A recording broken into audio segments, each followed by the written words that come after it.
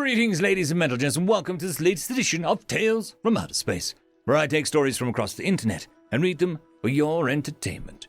This particular story is called Vacation Gone Wrong, written by Catfish21 SM. So please explain exactly what happened once again. Yeah, I'm not really sure why it's such a big deal, but fine. So me and the family were taking a nice trip through the outer rim, just sightseeing, when, out of nowhere, we ended up in an asteroid belt that damaged our warp drive. We had to make an emergency landing on a small planet. Thankfully, the planet was inhabited by intelligent species. They were very nice to us. They took us in and treated us very well. They didn't seem to know about our species, but we don't know about other species either. Heck, it was the first time that we'd seen one of their kind. They transported us to a secure underground facility, along with our ships, and gave us our own private rooms. Thankfully, they were able to extract dietary data from our ship, and they were able to find some substitutes from their own world that met our dietary needs. They were very nice, though they did keep us there for quite some time. They also asked us a lot of common questions, normal psychological tests, I presume. Make sure that the cognition organs were not damaged, I suppose. They also taught us and our children several new games, mostly cognitive games. We hardly won at them, and several were completely beyond our comprehension. Chess, they called it. It seemed impossible to learn all of the possible movement patterns for all the various pieces. Honestly, I began to question them after a while. We began to think that we might never get back to our home.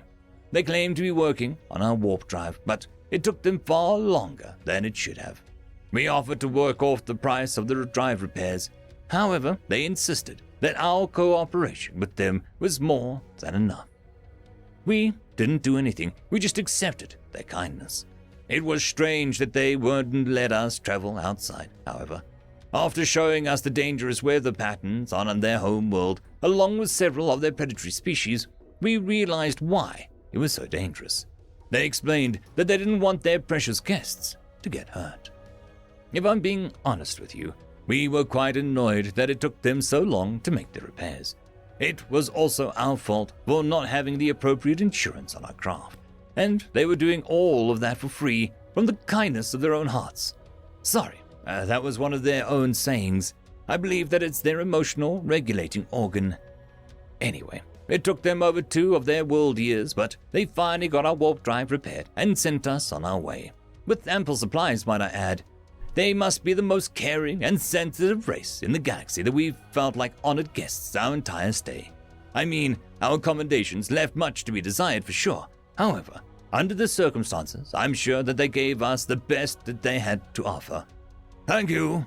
Can you say once again what the species called themselves?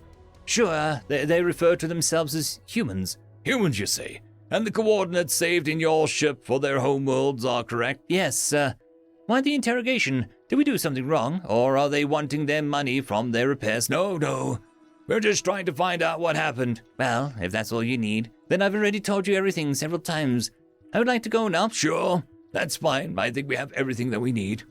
Several coughs filled the air as the recording stopped. My fellow Galactic Chamber members, what you have just witnessed was an interview with a young Holshantian woman. We have verified her reports, and as far as we can tell, it's true. These humans appear to be an actual sapient race. Furthermore, they have even experimented with warp drive technology before their landing, only 3.5 Earth cycles ago. It appears that they barely had breached their own atmosphere. And yet, when we sent scouts to check them out a few months ago, they were already in the late-stage process of building a warp-capable ship. We believe that they will be making contact very soon. I understand that this should be impossible, a pre-FTL civilization adapting FTL technology in such a short period of time seems absolutely outrageous. This is why we have to make a decision now, before they begin making their impact on the galactic stage. How are we going to deal with them? Do we make peace and offer them a seat in the council? Do we make war and try to repel or conquer them? Or do we try and maintain neutrality with them? I am sending each of you an information package which sums up the information that we have gathered on them. It appears that we do not have very long to deliberate on our decision. Personally, I think that war should be completely off the table. However, that is not my call to make. End of story. Story number 2. Humans require constant stimulation. Written by Random 3X. Hugo had been called to the Viraxius detention center by the warden for an emergency consultation regarding their first human inmate.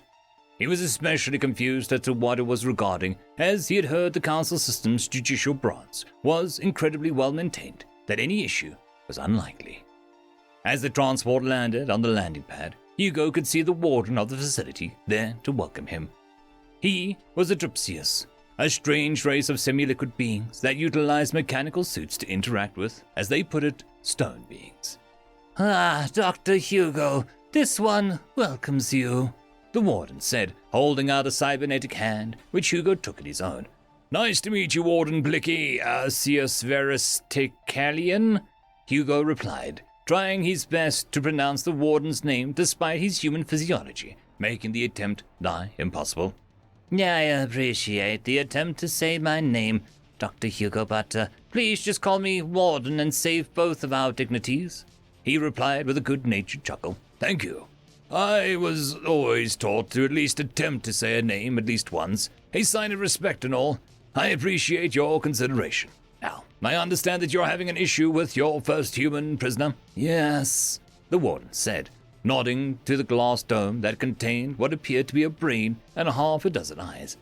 So may I ask why I've been called?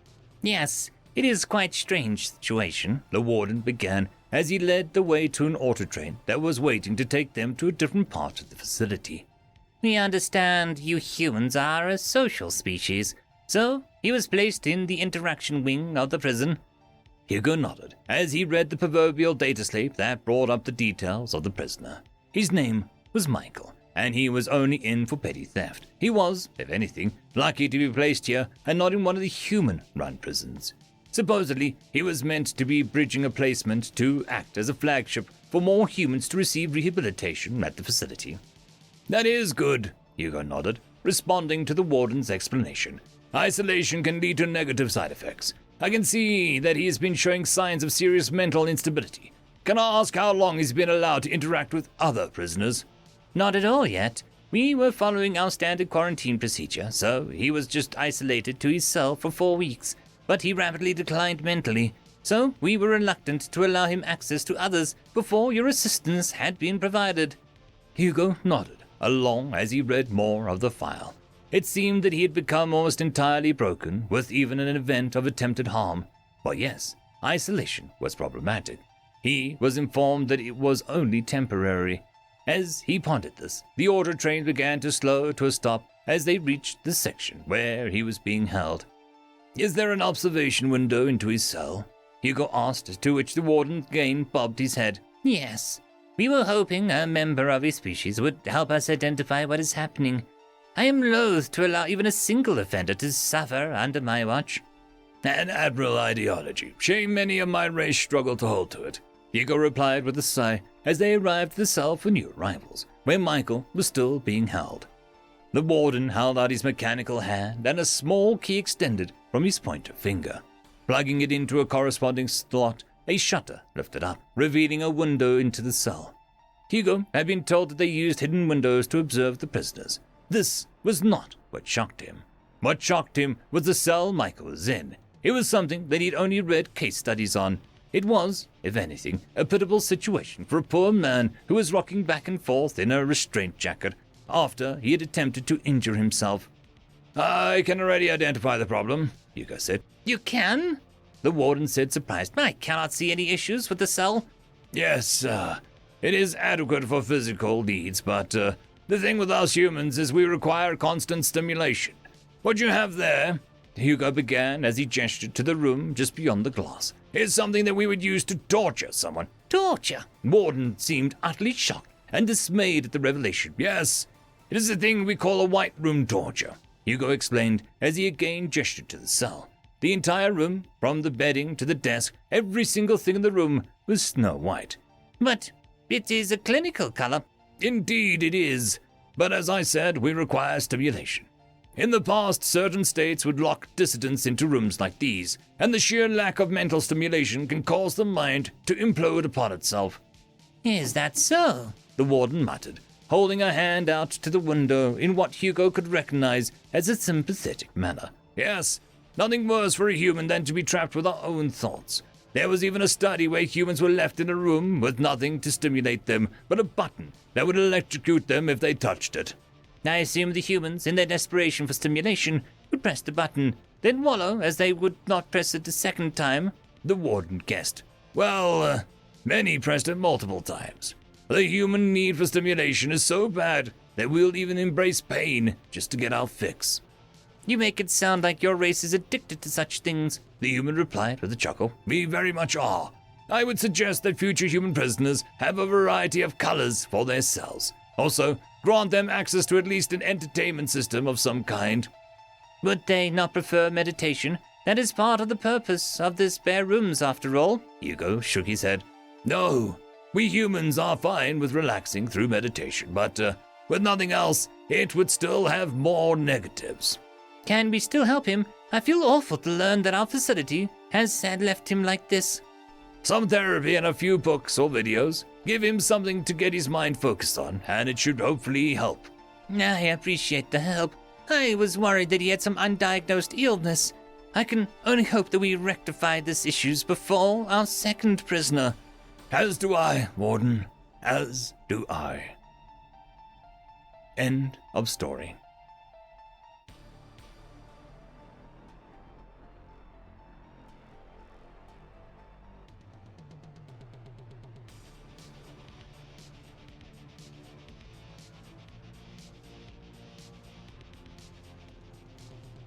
I would quickly like to thank our Tier 5 patrons, Draxoon WRE, Quantum Wednesday, Ambrose Catal, Lord Ashrakal, Bushmaster 177, Casper Arnholtz, Cam Maxwell, and Arcadian. Thank you very much.